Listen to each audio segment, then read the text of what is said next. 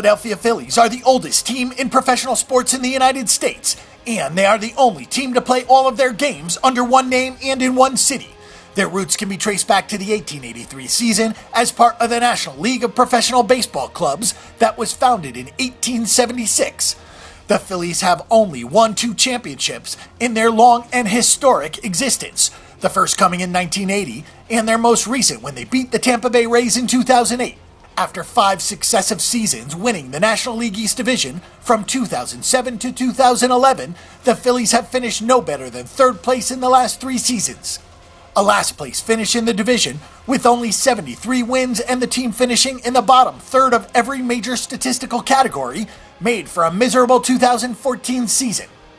Manager Ryne Sandberg, also well known as a former Cub, has not been able to get the most out of his aging players, and Ryan Howard has not been the same player he was since tearing his Achilles in his last at-bat in the 2011 season. The slugger only played in 151 games combined through 2012-13, but last year he managed to stay healthy enough to play for most of the year. Some players to watch in 2015 are Ryan Howard, who has finally put his injury issues behind him. His power numbers have not returned though, and he hit a minimum of 31 homers per season before the Achilles injury that cost him the most of the 2 seasons. He had 23 home runs and 95 RBIs last year and looks to continue to get back to his old self. At 35 years old, he is signed through 2016, so these next 2 seasons will be pertinent to his future. Chase Utley is now 36 years old as well, and his power numbers are long gone, but he is still consistent enough to be able to put together another decent season in the hitter-friendly Citizens Bank Park. This is the final year of his contract, and his future may also depend on his stats this year. He is entering his 13th season in a Phillies uniform. Cole Hamels is still being discussed as a player that might not finish the year with the team, but until he leaves, the 31-year-old lefty will once again be seen as the ace of the staff, after the unfortunate retirement of Roy Halladay just 2 seasons ago. The Phillies team wins total comes out at 68.5 this year, with the line setters pointing to another down season for the club.